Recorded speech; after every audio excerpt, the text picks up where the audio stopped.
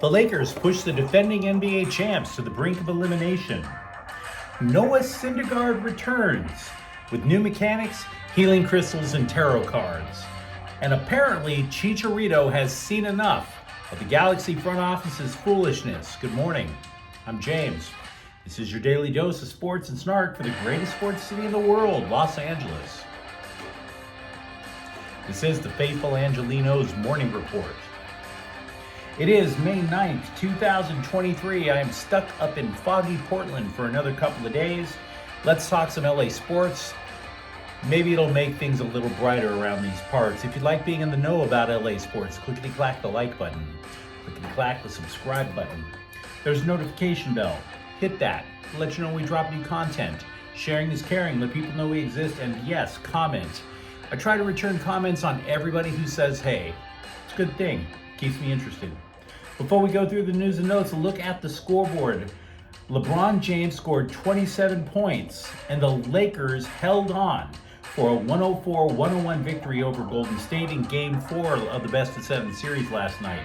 The Lakers lead this series 3-1. Game 5 takes place up in the Bay Area on Wednesday. We're going to talk a lot more about the game in just a moment. Also, Chris Taylor homered. However, Milwaukee, they got the better of the Dodgers, 9-3. LA still leads the NL West by a half a game over Arizona. Meanwhile, today, the Dodgers are in Milwaukee again at 4:40.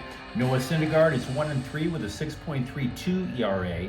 Eric Lauer is 3-3 with a 4.40 ERA. And in U.S. Open Cup action, LAFC,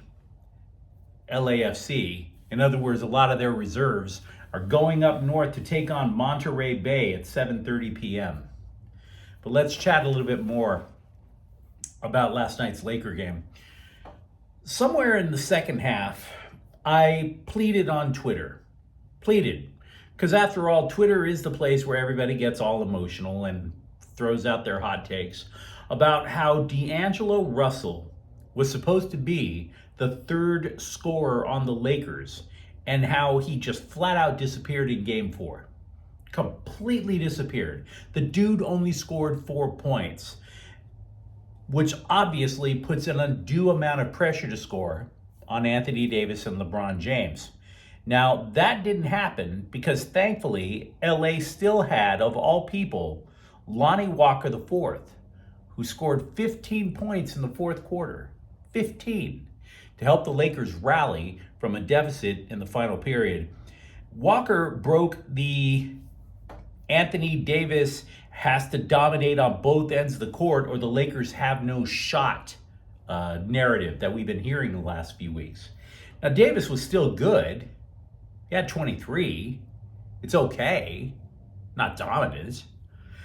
But for massive chunks of the game, Golden State successfully ran an offense that vacuumed Davis out of the free throw lane. In other words, Davis was expending so much energy on defense that it was difficult for him to maintain a sustained offensive threat.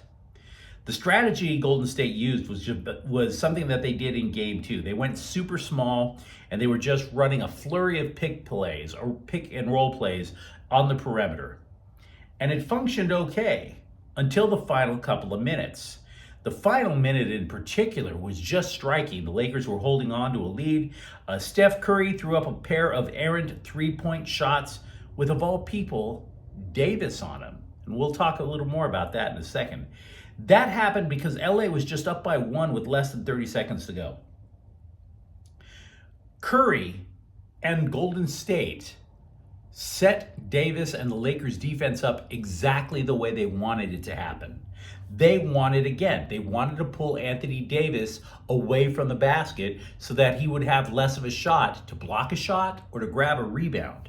Andrew Wiggins was Davis's original defensive responsibility. So Curry summons Wiggins over to set up a pick up at the top of the key. Voila. Davis is now flipped as a result of the pick and roll, and now he's defending Curry. Curry, in my opinion, chose poorly. He could have driven past Davis and had either a layup or possibly have drawn a double team, which means he could have kicked it out and somebody else would have had a wide open shot. Instead, Curry threw up a three-pointer. The Warriors got the offensive rebound. They threw it back to Curry, and Curry, still with Davis on him, instead of driving, or instead of trying to draw another double team to find an open man, Curry shot up a second 30-foot three-point attempt. Again, he didn't have to do it. I mean, for Pete's sakes, we've been hearing a lot from Golden State fans about the free throw disparity. The fans up north are complaining about that. You know what the antidote is for the free throw discrepancy? Drive to the hoop. Create some contact. Get a foul. So no, I don't really put any credence to Golden State's complaints about refereeing. There's no denying Curry's greatness on the perimeter, but I believe that if Golden State winds up losing this series, and that's a really distinct possibility, people are going to wonder about those two shots as if that literally signaled the end of the Warriors dynasty. I'm just saying, why not drive? Double team or kick the ball out? Could it have been because Curry was gassed? Now, Curry finished with a triple-double, and he also scored 31 points, but he shot 12 of 30 from the field. Klay Thompson went 3 of 11. Golden State shot just 29% from the three-point range. Again, begging the question, are the Warriors an old and tired basketball team? Now, don't get me wrong, when they return home, they're going to get energy from their home fans on Wednesday. Totally believe that. But last night, 17 points in the fourth quarter, just 17. They averaged 113 points per game in the regular season. They averaged 117 points per game against Sacramento in the first round. 109 to the Lakers. The Lakers have shaved 8 points off of what they scored against Sacramento and 5 points off the Warriors average during the regular season. So yeah, a combination of Davis on defense and Lonnie Walker coming in the fourth quarter to save the day, and the Lakers have a 3-1 lead. We like to think of pro sports, with some exceptions, of course, as being just hyper-masculine. Don't you think? You look at the NHL, all the players right now in the Stanley Cup playoffs, they're rocking their porn stashes, very masculine. You look at the NBA, you see players punching each other in the nuts. Not cool, but apparently they know where people are masculine. And meanwhile, the Dodgers have a nap room. A nap room. A nap room with a mental skills coach who also serves as a hypnotist and whispers affirmations into your ear while you presumably inhale incense with a sitar playing in the background. That's the Dodger locker room now. They have a special nap room where all that crazy new agey stuff goes on. Now, to be clear, I learned this because this is what Noah Syndegaard has been doing for the week that he has not been spending pitching.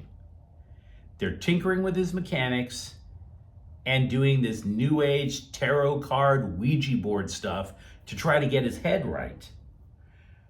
To be clear, LA coaches, like I said, they are working on his mechanics because the Syndergaard's fastball, which used to break 100 miles an hour on a regular basis, has fallen to 92. So there's a drop. The guy's ERA is over 6. And being honest with you, I don't want this to be considered an attack on people dealing with mental health issues. That's not where I'm going at all. But if you look back to Dodger history, does anyone imagine Kirk Gibson needing hypnosis and a nap room?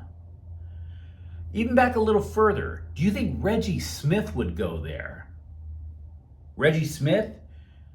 Davey Lopes? Milton Bradley? Actually, I think Milton Bradley could have used some mental health services, but that's another story for another time. That's where I'm going with it. That's where I'm going. The Galaxy are arguably the worst team in MLS right now. 6 points through 10 games. It is the worst start in club history, and the Galaxy are an MLS original. Since 1996, they were one of the first teams in MLS. This is their worst year. The other team with 6 points in MLS is Sporting Kansas City, and if you remember, those two teams played each other earlier in the year, and Sporting Kansas City, the Galaxy avoided a loss there. Sporting Kansas City just peppered the Galaxy with shots. It was a miracle none of them went in. I bring this up because Galaxy star striker Chicharito has seen enough. And I can't say that I blame him either.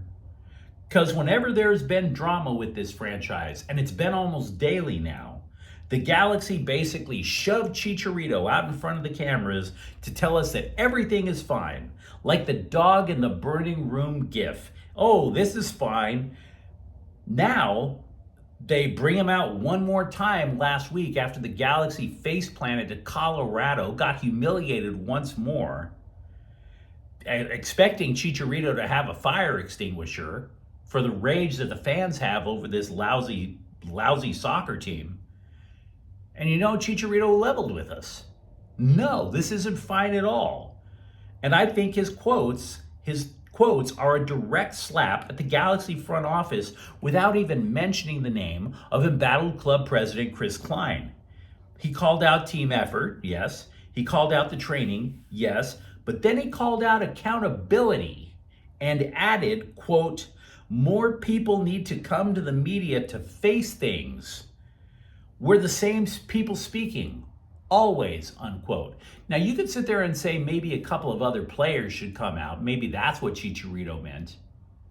But I don't think so, because somebody has been notoriously absent from talking to the press. And that would be the members of the Galaxy front office, starting with team president Chris Klein. Because of the boycott. Because people want him out on his ass. So he's been shutting up and hunkering down in his office. And Chicharito, in my opinion, is sitting there going, hey guy, why are you always making me face the music? I'm the one who's actually in shape. I'm the one busting my ass out there. Why don't you come out here? Why don't you talk about how nobody else is getting with the program?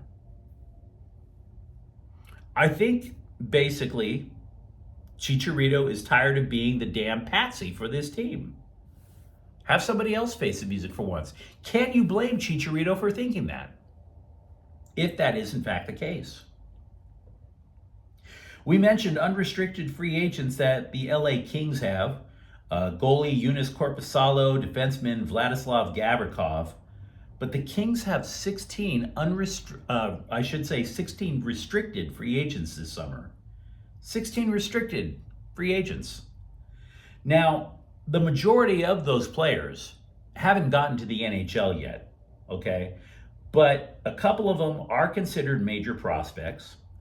3 of the restricted free agents have played in the Stanley Cup playoffs.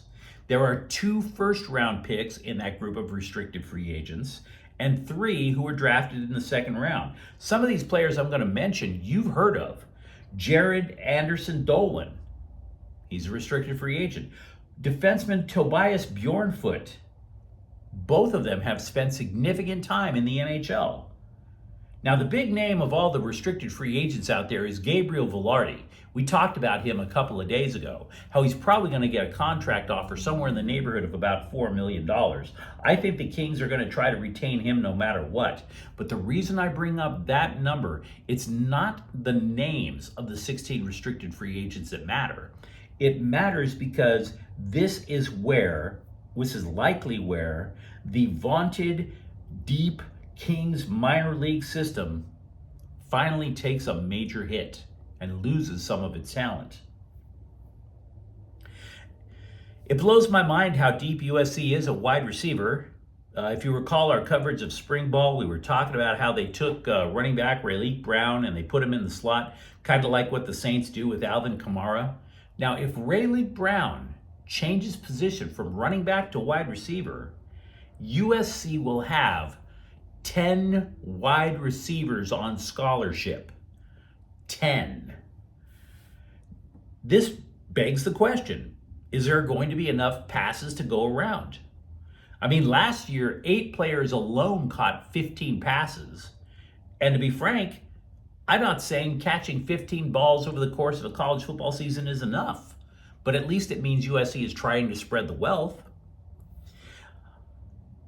Sports Illustrated tried to guess out of all the 10 who starts, and their best guess right now is Brendan Rice, who had 39 receptions last year, Mario Williams, who had 40 receptions last year, and a transfer from Arizona, Dorian Singer, who also had 50 catches. And you might be saying to yourself, wait a minute, didn't USC sign a mega recruit wide receiver in Zachariah Branch? What about Taj Washington? Remember him? Exactly. That's how deep USC is at wide receiver. CBSSports.com believes the Chargers will have an impactful rookie class, which is bizarre because the same website, a different scribe, claimed that the Bolts had one of the worst off seasons in the NFL. So that's a little confusing. This particular writer, though, says he likes Quentin Johnson, a wide receiver, because he doesn't have to be the number one wideout. So he's going to be a guy who will get a lot of chances to help make a difference on offense. Linebacker Dayon Henley apparently is smart enough to get on the field to play and make a difference. And that Tuli Tuipulotu will take the pressure off of Joey Bosa and Khalil Mack. All of it is nice, but again, a little odd when you consider that the same website trashed the entirety of the Bolts offseason last week. Meanwhile, the LA Rams have just $1.9 million in salary cap space after the draft. 3 teams, by the way, have less cap space. The Rams have $70 million in so-called dead cap money taken up. Tampa Bay is the only team that's worse off. But having said that, this is the year where the Rams take their medicine. If they follow through and don't go over the cap, they should have anywhere between $53 million in cap space, could be as high as 70. Would you let me know what you think in the comments thread? Let me know what you think about the Lakers playoff run, or Noah Syndegaard going new age on all of us, or Chicharito and the Galaxy. And if you enjoyed the content, don't forget to subscribe to Faithful Angelenos, where we talk LA sports every single day. Thank you for watching. I'm James. We'll be back tomorrow. Faithful Angelenos is a Corte El Queso production. Take care.